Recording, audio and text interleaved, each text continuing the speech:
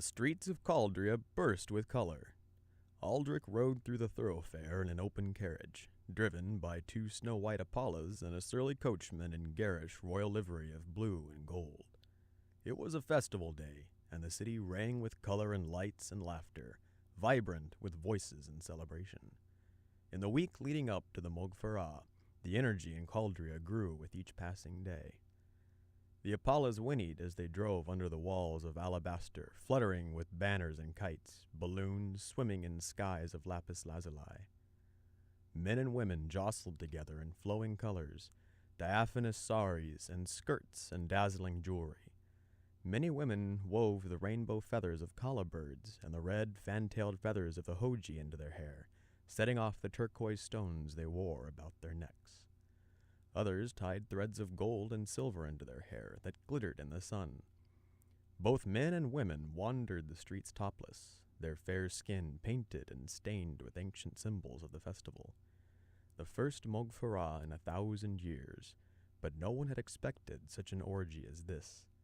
Aldric felt like a pilgrim tossed on a roiling sea of colors and faces. The morning was growing hot, and already the sun was well into the sky when Aldric stepped down from the open carriage onto the flagstone street. The upper terraces of Cauldria were too narrow and flooded with pedestrians for the modern flow of traffic. They were built instead for carriages or single riders on Apollos in ages long before modern phaetons and maglevs.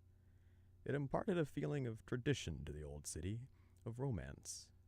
Cauldria is nothing if not a city of aesthetics, Aldric thought. It burst with youth and radiance and carefree expression. Vitality flowed through every bustling concourse. There were no slums in Cauldria, no degenerate quarters of ragged buildings left forgotten and rotting. Every street, every corner, every domed roof and pillared walkway was exquisitely manicured. Cauldria was a monument to the arts. "Right on to the citadel," Aldric said to the driver. "I don't know how long I'll be, and this one looks like he's had enough for the day," he said, cupping his hand playfully over the Apollo's mouth. It flapped its lips and tried to nibble his hand.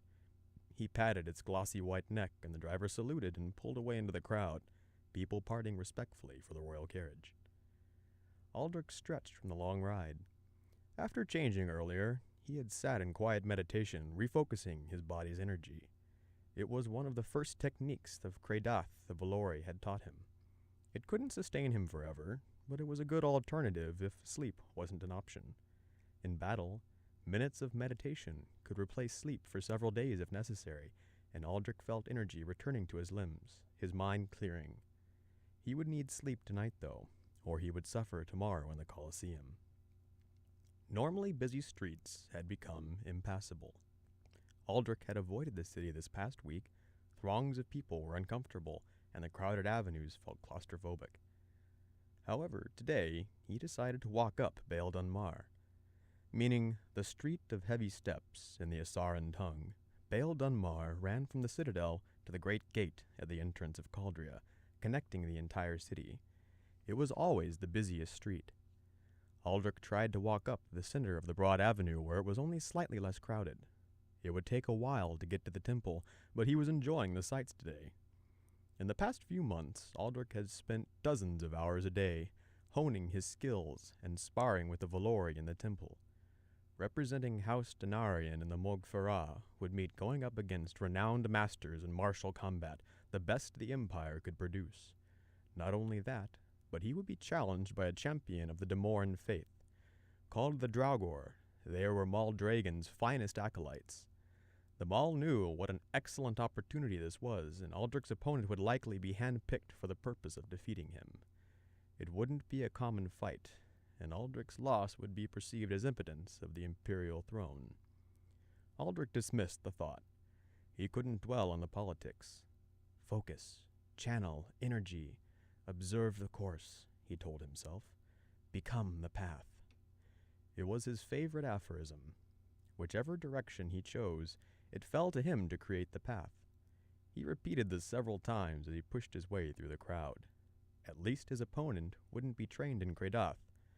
As part of the sacred religious practices of the Asani, it was forbidden to be taught outside the Temple of Aman. Only the vaunted Valori, imperial guardians of the Emperor, knew its secrets. The Draugr were instructed in Go, a fighting technique unique to the Demorans. The Draugr were called the soldiers of man in the Old Tongue, and were chosen from boyhood by Demoran priests to embody the rigorous physical philosophy of the faith. Contrasting the finesse of Credath, the Demoran techniques encouraged brute force and ferocity. It was the perfect counterpoint to Aldric's training, and deceptive in its simplicity. The rock to my sword, Aldric thought. Aldric breathed the perfumed air. The festival of Mogfarah had turned the serene shops and markets of Cauldria into crowded centers of chaos. The entire week preceding the festival had seen the population of the city nearly tripled. People from all across the empire had traveled to the city, wanting to be a part of the historic celebration. Aldric tried to convince his father that allowing the festival was a violation of the beliefs of countless people on Erelor, including his own royal guards, the Valori. Not only that, it was a flagrant insult to his power. Yet the emperor was unwilling to intervene. He couldn't maintain a secular position by showing favoritism to one religion over another, nor could he keep the peace of the people. It isn't about being fair or just, Aldric had said. When you support those who don't support you, your ruin will follow. His father had merely shaken his head, unable, but more unwilling, to take the necessary steps. He would not be the first emperor whose complacency might cost him his empire, Aldric thought, feeling alienated by Leopold's staggering blindness. The Aralan was mostly indifferent, many being far too occupied by their own politics to give any notice to a religious festival. Yet several of the great houses had pledged their support in favor of the celebration, demonstrating what Aldric thought to be a surprising disrespect for the imperial house. Perhaps it wasn't surprising after all. Aldric believed the Demoran faith encouraged the collectivism of humans, people gathering and working together, striving to achieve human perfection through great works of art and music and cultural splendor. As Cauldria was the capital of the Demoran faith, the people here were largely Demoran. The Asani celebrated the natural world, worshipping the earth and forests and seldom settling in large cities. Villages and agrarian communities saw much greater gatherings of Asani followers, particularly the many old temples that still remain scattered around the continent. Though the Temple of Aman in Cauldria was the spiritual center of their faith, many Asani chose to live outside the city, where they could be close to the lake, in Balin or Balamar. Since the last Mogfarah, this peaceful coexistence had endured for many generations. Aldric wondered if that was about to change. The Emperor had a good point, and Aldric knew he couldn't openly choose sides, but the vulgarity of the Mogfarah was too much for him. Maldragon knew the Emperor wouldn't stop him, and was openly flaunting his power. Aldric had never felt so trapped before. He was the prince, the son of the Golden Emperor of Erelor, successor to the failed Danarean kingship and heir to the supreme power in the Athean system. Next to his father, Aldric's whim was law. Yet he felt totally powerless. More than once he considered leading a squad of the Valori and personally ridding the world of Maldragon, but that would be suicide, real and political. The people would rise against the Emperor, and like Chiron said, no stronghold can protect you when you're hated by your people. Maybe it'd still be worth it, Aldric thought. Maybe sacrificing a corrupt empire is worth destroying them all. Someone would just step in and take his place, he thought dryly. The world was never short on corruption. Aldric stumbled as a child crowded past and knocked into him. The youngster didn't turn or stop to apologize, but kept running, his friends close behind him.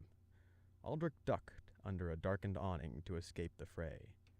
There would be no way to successfully remove Maldragon, and the Maul wasn't interested in money or bribes. That had been tried before. The Maul had just made the bribe public, and turned the scandal into popular support for his cause. Fortunately, it hadn't been linked to the Imperial House. The Emperor had been wise enough to protect himself in that event. But there was talk, and even without proof, it looked bad enough. More foolish talk where direct pressure is needed. That was the trouble with the Emperor. He was a politician first and a leader second.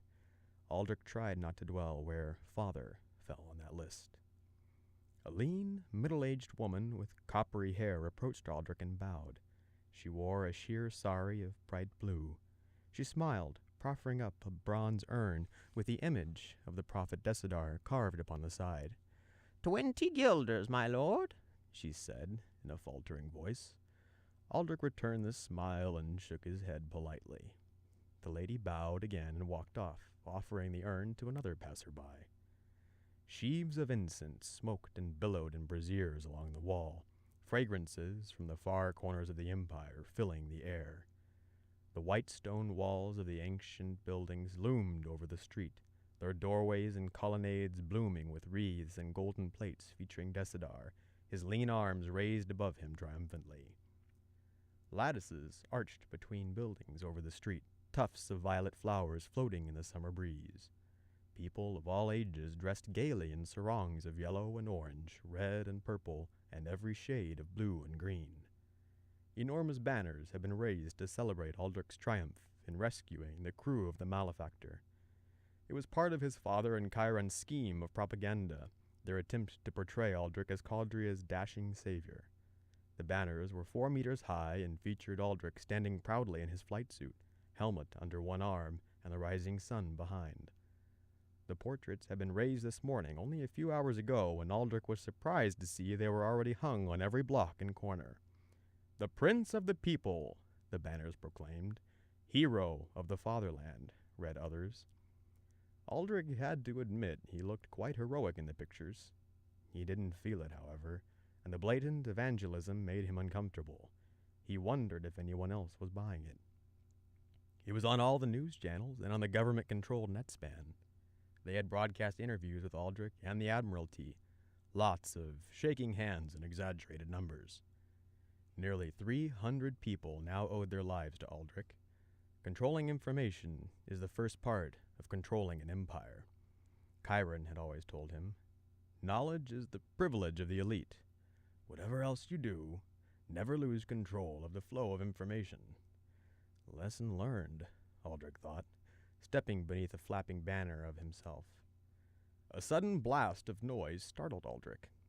Looking down the street, he saw 4 great auranks, their wide horns bellowing loudly. The auranks were twisting horns of bone and wood as large as a man, a native instrument older than anyone knew. The low sound reverberated off the walls, and Aldric moved closer for a better look. As he got closer, he saw 4 old men sitting together in a circle, cradling the auranks between their bony legs.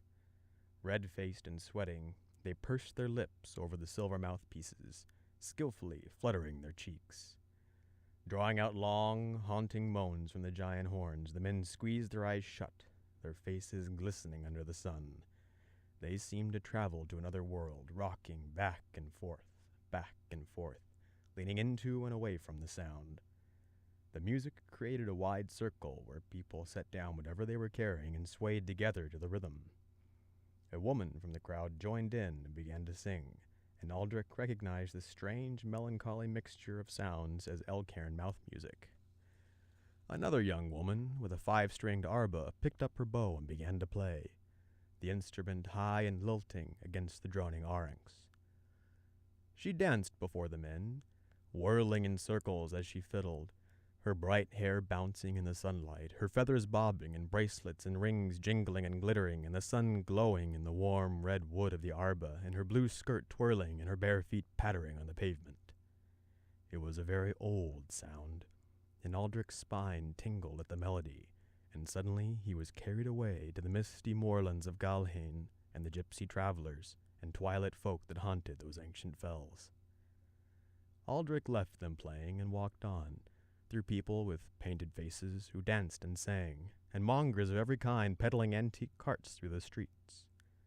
Assorted food stands crowded together under the archways, game meats cooked over roasting spits, rich brown sauces dripping and sizzling into the leaping flames below.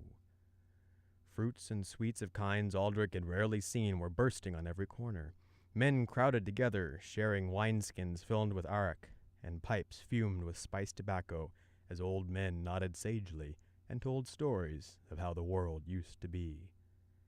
Fireworks exploded day and night, and every building was hung with brilliant banners and buntings of red and blue, the colors of the Damoran faith. As Aldric walked, he felt oddly out of place. In the garish atmosphere, his beige, high-collared uniform was somber and stood out against the vivid colors around him. Many in the street recognized him and respectfully bowed and made way.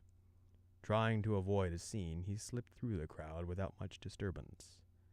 He found that much of what he had been taught by the Valori had many practical uses in daily life.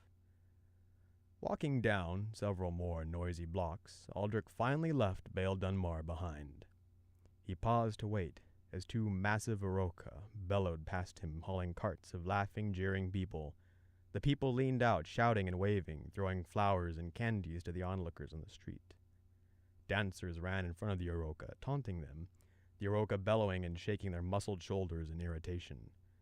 The Oroka wore garlands and wreaths as well, their black hides painted all over as if by children. Aldric passed numerous gendarmes, their rifles slung over their shoulders and standing at ease. Small riots and drunken brawls broke out now and then, and of course merchants were accused of marking up prices. Yet the celebrations were peaceful, the gendarmes content to let most infractions pass in the spirit of the festivities.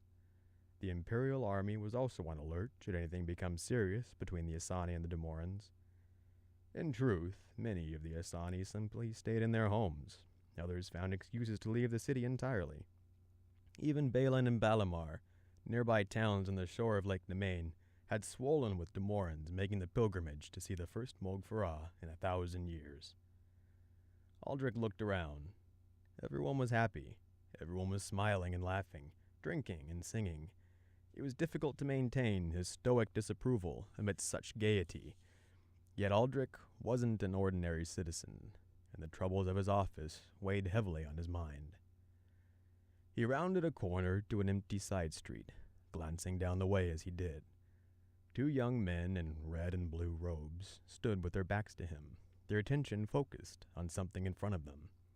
He couldn't see past them, but something about it felt wrong.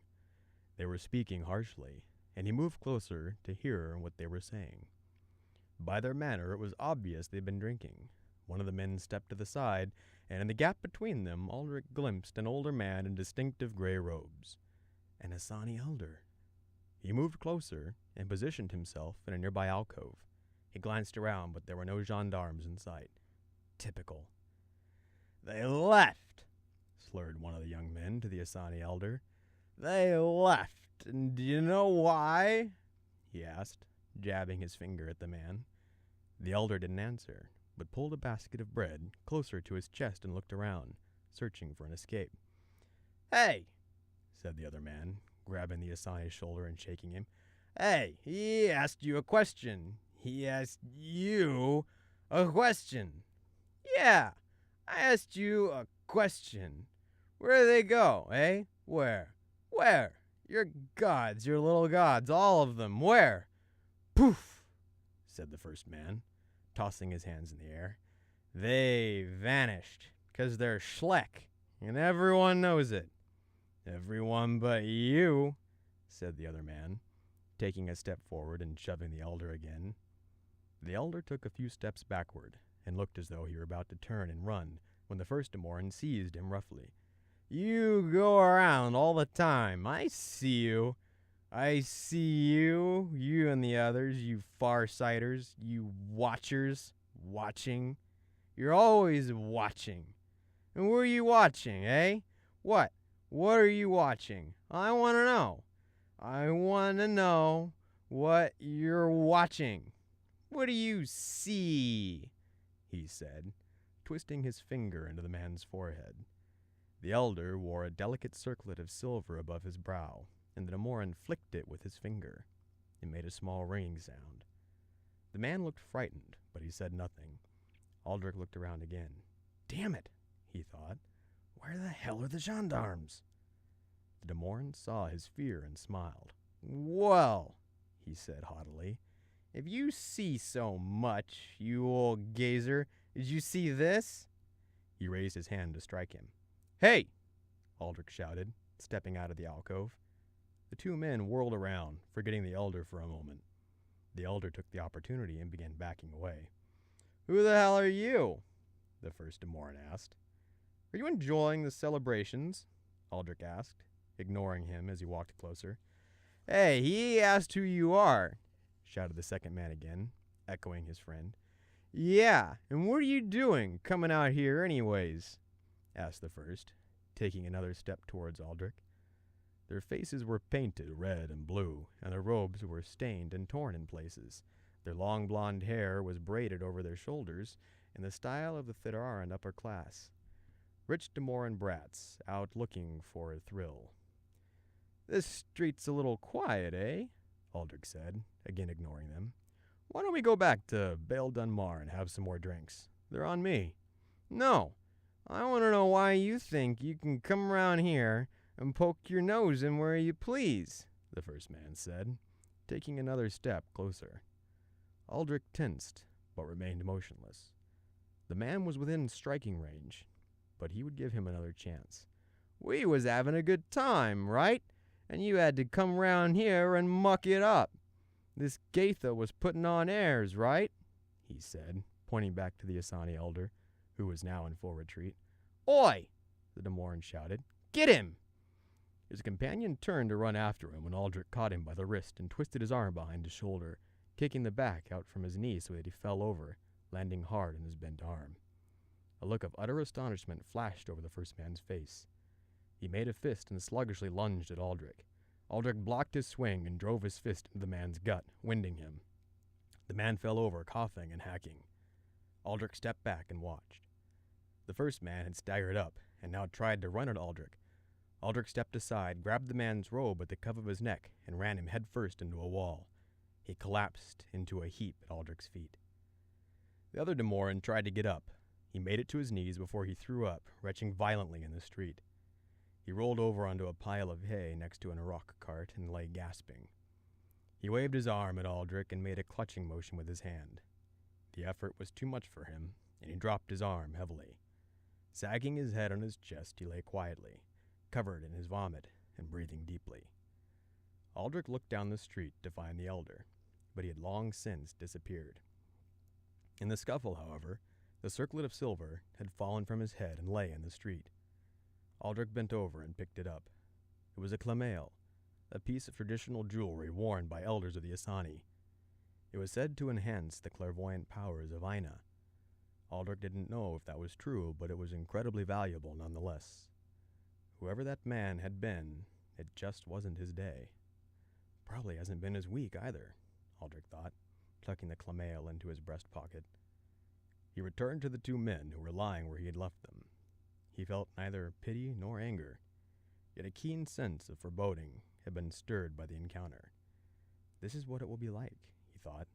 The entire city turned on itself. He wasn't sure why he felt that way. In a city with tens of thousands of people all drinking and celebrating, there was bound to be a fight or two. Yet this was different. This touched him deeper somehow. If he had been concerned before, he was now openly fearful for the Asani who remained in the city tomorrow.